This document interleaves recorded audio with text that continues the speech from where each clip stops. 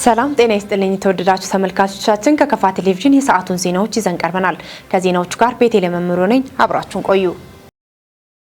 በአገልግሎት አሰጣጥ ላይ የሚስተዋለውን የመልካም አስተዳደር ችግር ለመቅረፍ የሪፎርም ስራን በኃላፊነት መንፈስ መምራት ከሁሉም ባለድርሻ አካላት እንደሚጠበቅ የከፋ ዞን ፐብሊክ ሰርቪስና የሰው ሀብት ልማት መምሪያ ገለጸ። መምሪያው የ2017 በጀት ዓመት አንደኛ ሩብ ዓመት አፈጻጸም ግምገማ በቦንጋ ከተማ አካሂዷል። ተጨማሪ አለን። ሁሉም ተቋማት ለዜጎች አገልግሎት ለመስጠት የተቋቋሙ ሆነው እንደየስራ ባህሪያቸው የየራሳቸው ግብ ያላቸው ሲሆን የግቦቻቸው መሳካት ደግሞ እንደ ሀገር ለታለመው ብልጽግና ድርሻ እንዳለው በመድረኩ ተመላክቷል።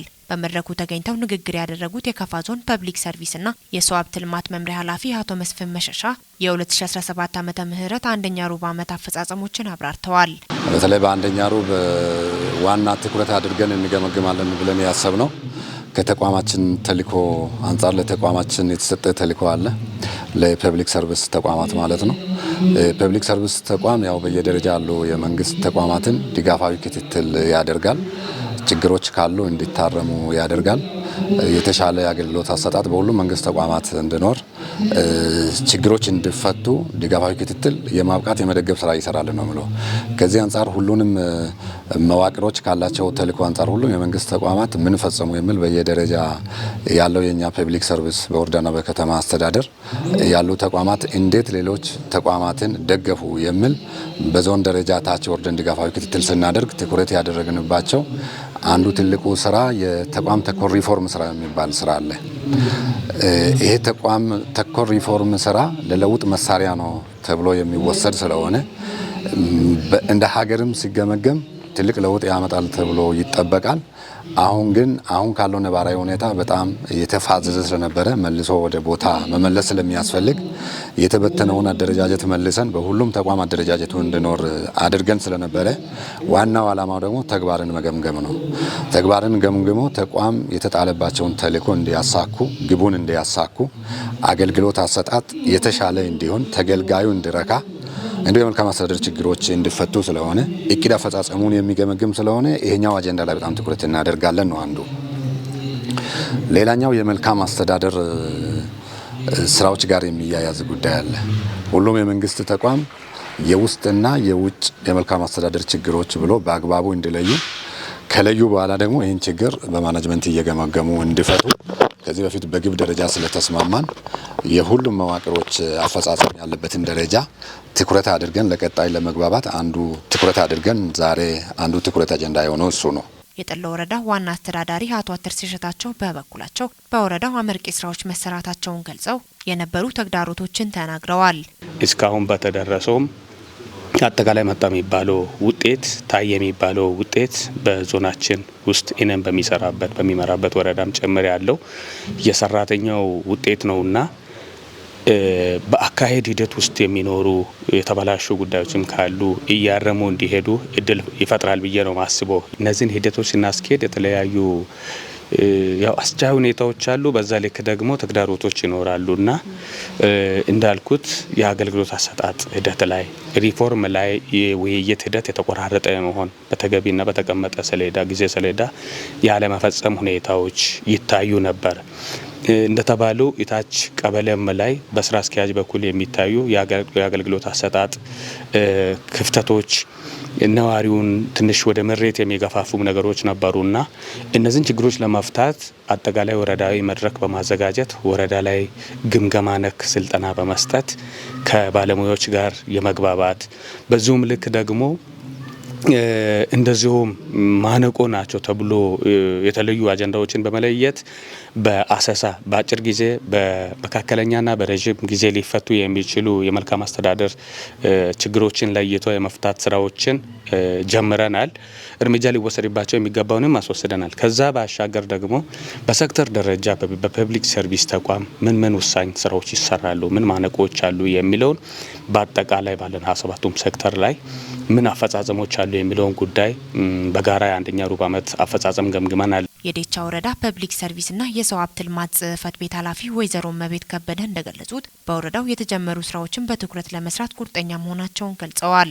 ዴቻ ወረዳ ላይ አንደኛ ሩብ ዓመት አፈጻጸም ላይ የሰራነው ስራዎች ብዙዎቹ አሉ። የተሻለ ውጤት ለማምጣት ወረዳውንም ደግሞ ጥሩ ደረጃ ለማድረስ አሁን ደግሞ ይሄ ማመስገን የሚፈልገው ዞኑን ጥሩ ደረጃ ላይ ላሉት ጥሩ አፈጻጸም ላለው እውቅና ለመስጠት ጠንክር በርታ በዚህ ቀጥል ለማለትም ሰራተኞች ደግሞ የፐብሊክ ሰርቪስ ኃላፊውና ማናጅመንቱን አንድ ላይ መጥራቱ ደግሞ አስተዳደርም ተጨምሮ አብሮ ስራውን በጋራ ይዘን ሄደን ጥሩ ስራ እንድንሰራና ወደፊት እንድንወጣ ደግሞ የጎደሉትን ይዘን ጠንካራውንም እንድናስቀጥል የተጠራው በዚህ እንትን ቀጣይ ላይ ደግሞ ወይ ለዚህም ተሸላሚ ልንሆን እንችላለን ላንሆን እንችላለን። ለቀጣዩ ደግሞ ለኛ ብቃት አድርገን ይዘን ሄደን ጠንክረን እንድንሰራ የተጠራው ጥሪም ይሄም ዞኑ ጥሩ ሁኔታ ነው የሚለውን ማስቀመጥ ፈልጋለሁ። በመድረኩ የአንደኛ ሩብ ዓመት ሪፖርት በመምሪያው ልማት እቅድ ባለሙያ የቀረበ ሲሆን ከተሳታፊዎች ሀሳብና አስተያየት ቀርቦ በባለድርሻ አካላት ምላሽና ማብራሪያ ተሰጥቶበታል። በመጨረሻም በ2016 ዓመተ ምህረት የተሻለ አፈጻጸም ላስመዘገቡ መዋቅሮችና የዞን ተቋማት የእውቅና ሽልማት ተበርክቶላቸዋል። የህብረተሰቡን የመልማት ጥያቄ ለመመለስ የገቢ አሰባሰብ ስራ በትኩረት መሰራት እንዳለበት የካፋ ዞን ገቢዎች መምሪያ ገለጸ። መምሪያው የ2017 በጀት ዓመት የ5 ወራት እቅድ አፈጻጸም ላይ ከባለድርሻ አካላት ጋር ውይይት አካሂዷል። ብሩክታዊት ብርሃኑ ያዘጋጀችውን አንተነህ ፍቃዱ ያቀርበዋል።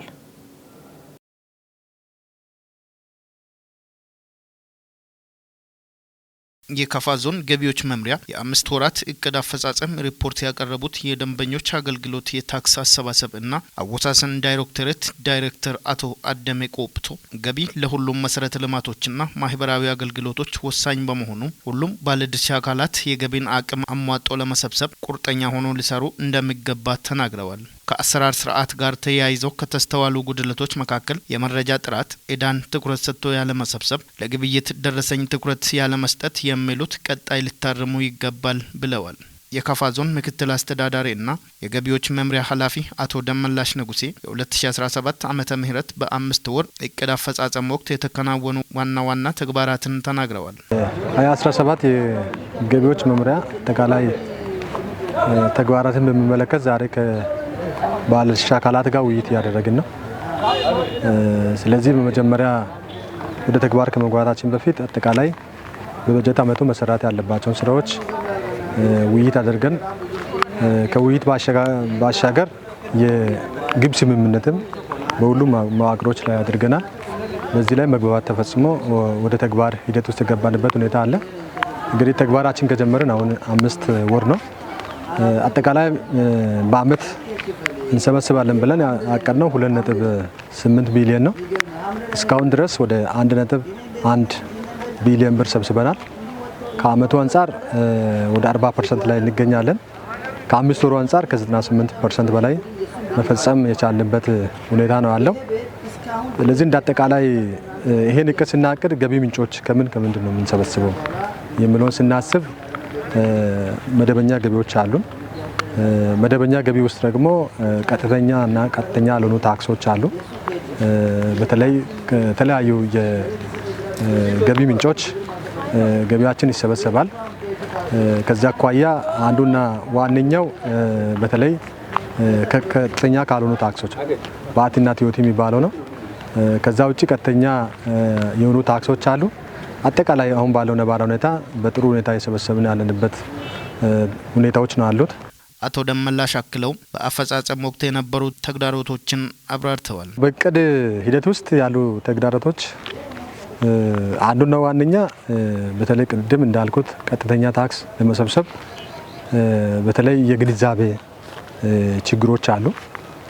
ግብር ከፋዩ ማህበረሰብ በታማኝነት ግብር መክፈል ግዴታ እንደሆነ ያምናል።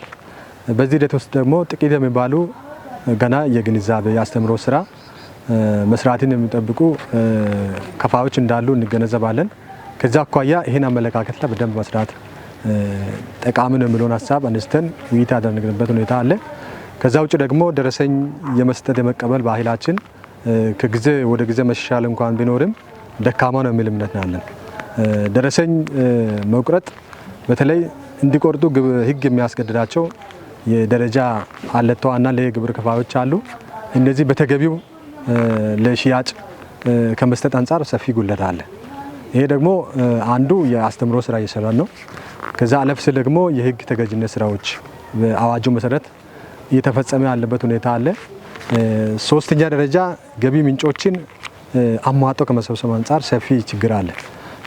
ይሄ ማለት የሚታወቁ ገቢዎች ካልሆነ በስተቀር ተጨማሪ ከየት ነው ገቢ የሚሰበሰበው፣ ሰፊ ገንዘብ ከየት ነው የሚገኘው የሚለውን አማራጮችን ለይቶ ከመሰብሰብ አንጻር ጉድለቶች አሉ።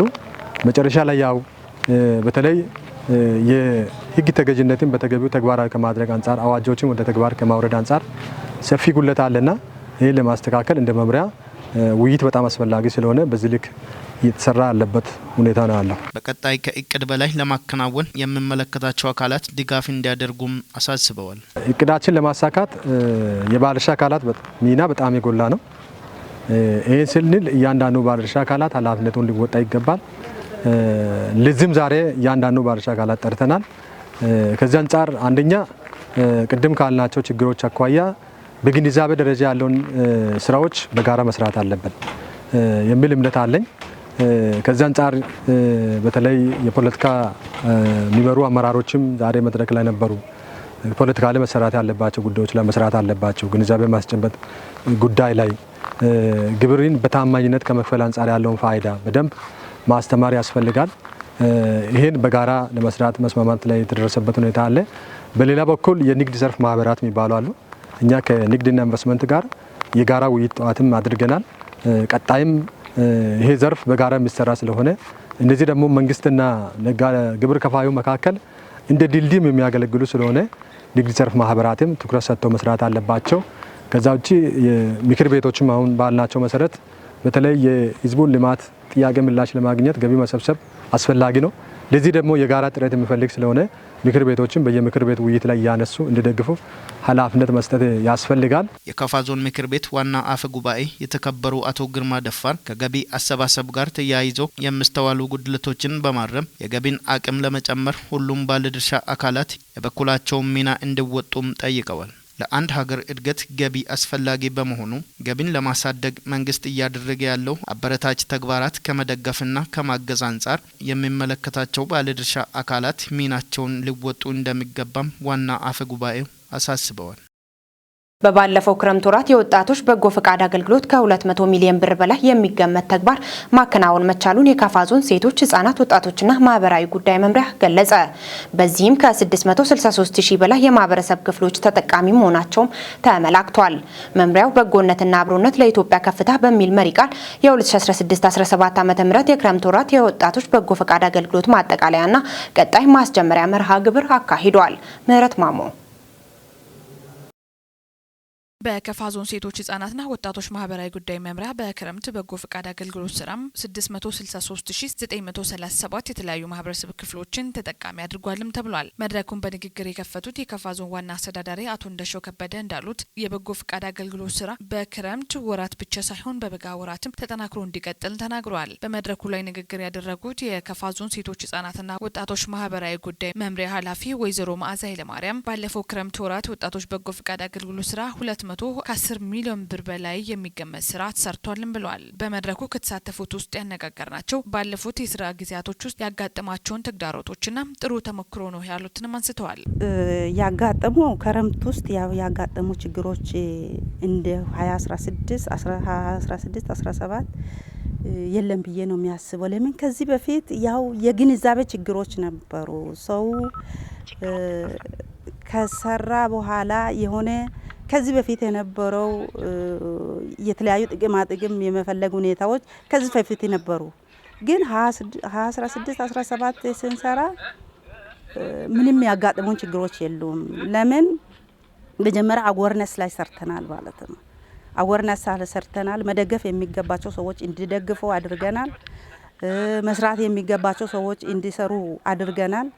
የጋራ እየተጠያየቅን እየሰራን ስለሄድን መንግስትም የተሻለ በጀት በመመደብ ስራዎቹ እንዲሰሩ ያደረገበት ሁኔታ አለ። ድጋፍና ክትትሉም የተሻለ ስራ እንዲሰራ ያደረገበት ሁኔታዎች አሉና አላጋጠነም። አሁንም ደግሞ አያጋጥመንም። ጠንካራ ወረዳ መንግስት አለን። ከዚህም በፊት ከምንሰራቸው ስራዎች ዘንድሮ ላይ ጫፍ ወጣ ያጋጠመን ችግር የለም። ቢሆንም አንዳንድ ቦታ ላይ ዘንድሮ የወባ ወረርሽኝን በተመለከተ አልፎ ህመሞች ነበሩ። ይሁን እንጂ በመንግስት ደረጃ ከመታከም ባለፈ መከላከል ላይ ብዙ ስራ ሰርተናል። ከ16ቱ ስራ ዘርፎች የበጎ ፈቃድ ስራ ዘርፎች ውስጥ አንዱ ጤና ዘርፍ ነው። ከደም ልገሳ ባለፈ እነዚህ ያቆሩ ውሃዎችን ማፋሰስ አጠቃላይ ትንኛ የምትራባበትን ቦታ በማጽዳት መከላከል ላይ በርካታ ስራ ሰርተናል። እዛ ላይ አልፎ በሽታዎች መኖራቸው እንደ አንድ ማነቆ ወስደዋል። ቢሆንም ሙሉ በሙሉ በራሳችን ፈተናል። አስተያየት ሰጪዎቹ በማከል የክረምት ወራት ስራን በበጋም ለማስጀመር በትኩረት እየተሰራ ነው ብለዋል። የክረምት የበጋን እንዴት ማስኬድ አለብን? በዚህ ትኩሳት ሰው መርሳት የለበትም። የታረዘውን ማልበስ አለበት፣ የታመመውን ማሳከም አለበት። አቅም የሌለው ሰው እርሻ ማረስ አለበት የሚለው ነገር የበጋን ላውንች አድርገን አሁን ቤት እየሰራን የተቸገረውን እየረዳን ብዙ ስራዎችን እየሰራን ነው ያለነው። አሁን የተሻለ እየሰራን ነው። አሁንም የሚሻለውን ስራ እንሰራለን ብዬ አስባለሁ። በመጨረሻም የተሻለ አፈጻጸም ላስመዘገቡ ወረዳዎችና ከተማ አስተዳደሮች የእውቅና ሰርቲፊኬትና የዋንጫ ሽልማት እንዲሁም የተሻለ ተሳትፎ ላደረጉ ወጣቶች እውቅናም ተበራክቶላቸዋል። የወባ በሽታን የመከላከልና የመቆጣጠር ተግባር ተጠናክሮ መቀጠሉን የከፋ ዞን ጤና መምሪያ ገለጸ። በቡንጋ ከተማ ገዳም ቀጠና ውሃ ያቆሩ ቦታዎችን የማዳፈንና የማፋሰስ ስራ ተከናውኗል። የወባ ወረርሽኝ በስፋት ከሚስተዋልባቸው የዞኑ አካባቢዎች አንዱ ቡንጋ ከተማ እንደመሆኑ ውሃ ያቆሩና ለወባ ትንኝ መራቢያነት ምቹ ቦታዎችን በመለየት የማፋሰስ ስራ መሰራቱን ነው የመምሪያው ኃላፊ አቶ አክሊሉ አሰፋ የተናገሩት። ዘገባው የባልደረባችን በላቸው በላይ ነው።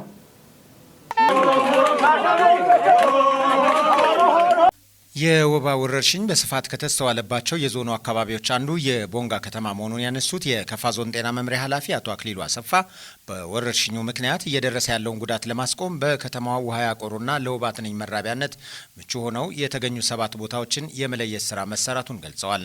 ከነዚህ ውስጥም 5ቱን ቦታዎች ላይ የማዳፈንና የማፋሰስ ስራ መሰራቱን የገለጹት ኃላፊው የተቀሩት 2 ቦታዎችን ማፋሰስና ማዳፈን እንዲቻል የቅድመ ዝግጅት ስራዎች እየሰሩ መሆኑን አብራርተዋል። የገዳም ቀጠናን ጨምሮ በከተማው ጎጎማ አካባቢ ያሉ ቦታዎች መንገድ ለመስራት ሲባል የተቆፈሩና ውሃ ያቆሩ በመሆናቸው እነዚህን 2 ቦታዎችን ለማዳፈንና ለማፋሰስ ማሽን በመከራየት ሰፊ ርብርብ እየተደረገ መሆኑን አንስተዋል። 2ቱ አሁን ሂደት ላይ ያሉት የጎጎማ ሳይትና ይሄ ያለንበት የገዳም የኮረት ማምረቻ ሳይት ነው። እነኚህንም ያው በሂደት እንጨርሳለን ብዬ አስባለሁ። 5ቱ በቁጥጥር ስለሆነዋል 2ቱን እንጨርሳለን ብዬ አስባለሁ። በዚህም እንግዲህ ከተማ አስተዳደሩ ብዙ ተባብሮናል። በጣም ነው የምናመሰግነው። ቅድም በገበኛ ላስተላልፍ አለፍኩ እንጂ ሎደር በመከራየት ሰጥቶናል። ቢያንስ 5000 ብር የሚያወጣ ኮስት በሰዓት ተከራይቶ ነው ያቀረበው። ይሄ ሎደር መከራየት ብቻ ሳይሆን ሌሎች ወጪዎችም አሉ። ጤና መምሪያም የሚሸፍናቸው ለኦፕሬተሮች አበላ አለ፣ ሌሎች ነገሮች አሉ። እነኚህን ችለን እያሰራን ያለንበት ሁኔታ አለ። እዚህ ገዳም ሳይት ደግሞ እየተባበረን ያለው ሚድሮክ ኢትዮጵያ የአየር ማረፊያ የሚሰራው እዚህ ጋር ለራሱ የሚሆን ማቴሪያሎችን እያመረተ እግረ መንገዱን ደግሞ እኛን እንድረዳ አድርገን እየረዳ ያለበት ሁኔታ ነው ያለው። በየቦታ የተለያዩ ድርጅቶች ግለሰቦችም ሲኗቸውን ሰጥቶ ማቴሪያልን ወደ ምንፈልግበት ቦታ ላይ እንዲመጣ የማድረጉን ስራ እየሰሩ ነው። በተመሳሳይ መልኩ በዞኑ ቢጣና ሺሾንዴ ወረዳዎች በመንገድ ስራ ምክንያት ተቆፍረው ትንኝ እየተራባባቸው ያሉ ስፍራዎችን የማዳፈንና የማፋሰስ ስራ እየተከናወነ መሆኑን የተናገሩት አቶ አክሊሉ ተግባሩ በሁሉም መዋቅሮች ተጠናክሮ መቀጠል እንዳለበት አሳስበዋል። ቢጣ ወረዳ ብቻ በሁለቱም ቦታዎች 1000 ካሬ ሜትር እንደዚሁም የመንገድ ስራዎች ተቋራጭ ማሽን በመተባበር እንዲዳፈን ተደርጓል። ሺሾንዴ ወረዳም በተመሳሳይ እርምጃ ተወስዷል። እንደዚህ አይነት ማፋሰስ ስራዎች ተሰርተዋል። ሌሎች ወረዳዎችም ለማፋሰስ የማይመቹ ማሽን ለመግባት የማይመቹ ቦታዎች ላይ ኬሚካል የመርጨት ስራዎች እየተሰሩ ነው። የማዳፈን ስራዎችም እየተሰሩ ነው ያሉት እና ይሄ ነው ሰው መሞትም ስለሌለበት ኬሚካል የመርጨት ስራ ነው እየሰራ ነው ያለ ነው። ኬሚካል ደግሞ ሁሌ አይኖርም፣ አላቂ ነው። ከውጭ ነው የሚመጣው አገር ውስጥ አይመረትም። ስለዚህ ይሄ ስለሆነ በጋን ነው የጠየበቅ ነው። አሁን ትንሽ በጋ ስለመጣ ማሽኖች እንደፈለጉ የትም መግባት ስለሚችሉ እነሱን አስገብተን አሁን ቴክኒክና ሙያ ጀርባ ያለውን እዛ አካባቢ ሰው ያለው እኔ የምናገረው ነገር ውሸት ከሆነ ማረጋገጥ ይችላል። ደረቅ ነው፣ አንድ ውሃውን የለም። ስለዚህ ነገ ክረምት መጥቶ ደግሞ ውሃውን እዛ ቋጥሮ እንዳይዝ ቦይ ከፍተናል። የዞኑ አስተዳደርና የከፋ ዞን ብልጽግና ፓርቲ ቅርንጫፍ ጽሕፈት ቤት አመራሮች ወረርሽኙን መከላከልና መቆጣጠር ይቻል ዘንድ በየደረጃው ላሉ አመራሮች ተልዕኮ በመስጠት ከፍተኛ ርብርብ እያደረጉ መሆኑንም በዚሁ ጊዜ ገልጸዋል። ይህም ለችግሩ አፋጣኝ ምላሽ ለመስጠት በሚደረገው ጥረት ውስጥ ሚናው የጎላ መሆኑንም ጠቅሰዋል። የዞኑ ጤና መምሪያ ኃላፊ አቶ አክሊሉ አሰፋ ጨምረውም በበሽታው ምክንያት የሚመጣውን ሕመምና ሞት ለመቀነስ ከፍተኛ የወባ ጫና ያለባቸውን አካባቢዎችና ከጤና ጣቢያ የራቁ ቀበሌዎችን በመለየት ህብረተሰቡ የሕክምና አገልግሎት በቅርበት ከጤና ኬላዎች እንዲያገኝ እየተደረገ ስለመሆኑም ገልጸዋል።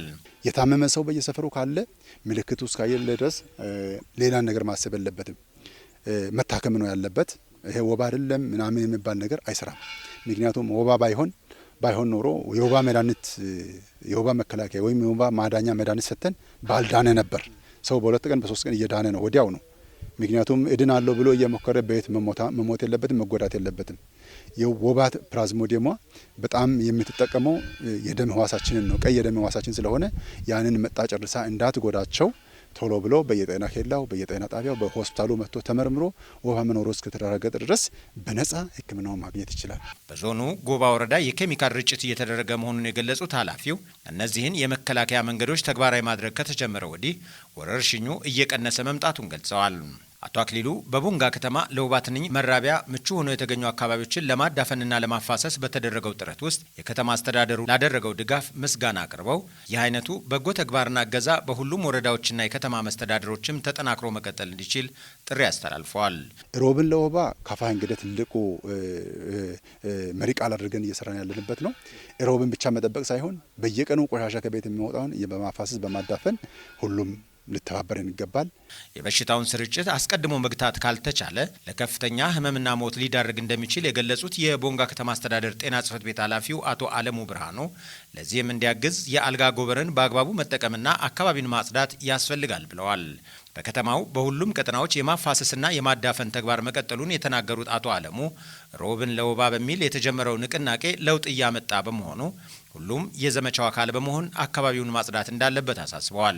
ለከፋ ቴሌቪዥን አስተያየታቸውን የሰጡት የገዳም ቀጠና ነዋሪዎች የዞኑ አስተዳደር ወረርሽኙን ለመከላከልና ለመቆጣጠር እያደረገ ያለው ተግባር አበረታች መሆኑን ጠቅሰው ተግባሩ ውጤታማ እንዲሆን የበኩላቸውን ድጋፍ እንደሚያደርጉ ገልጸዋል። ማህበረሰቡ ስለ በሽታው ግንዛቤ እንዲኖረው ትምህርት እየተሰጠ ነው ያሉት ነዋሪዎቹ ለማሽን የማይመቹና ውሃ ያቆሩ ቦታዎች በቀጠናው ስላሉ እነዚህን በሰው ኃይል ከመንግስት ጎን በመሆን የማዳፈንና የማፋሰስ ስራ ለመስራት መዘጋጀታቸውን ተናግረዋል።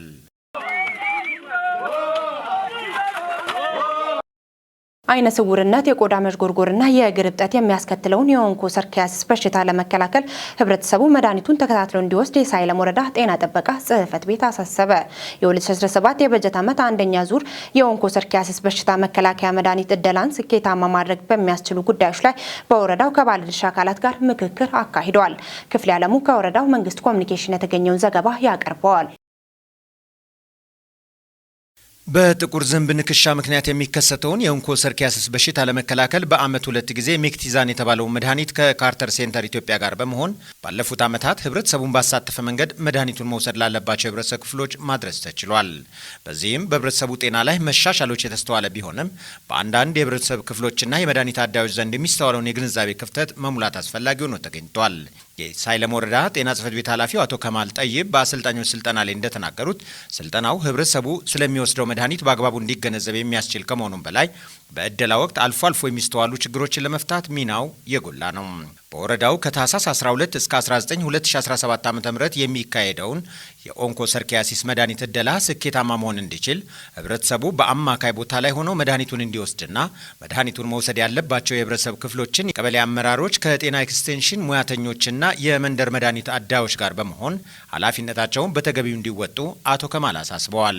በአሰልጣኞች ስልጠና መድረኩ ላይ የመወያያ ሰነዱን ያቀረቡት የጽሕፈት ቤቱ የበሽታ መከላከልና ጤና ማጎልበት ስራ ሂደት አስተባባሪው አቶ አክሊሉ ሸጡ በወረዳው ከሚገኙ 63114 ነዋሪዎች 85 በመቶ የሚሆኑትን የአገልግሎቱ ተጠቃሚ ለማድረግ እቅድ መያዙን ገልጠዋል።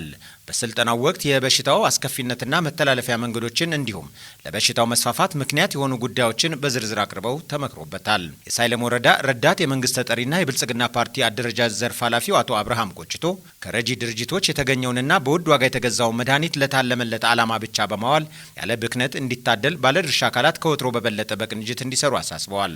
አቶ አቶ አብርሃም አክለውም ትውልዱ የኃላፊነትና የግንዛቤ ልዩነት በመፍጠር የጤና ተግባራትን ጨምሮ በሁሉ አቀፍ ስራዎች ተሳታፊነቱንና ተጠቃሚነቱን እንዲያጎለብትም ጠይቀዋል።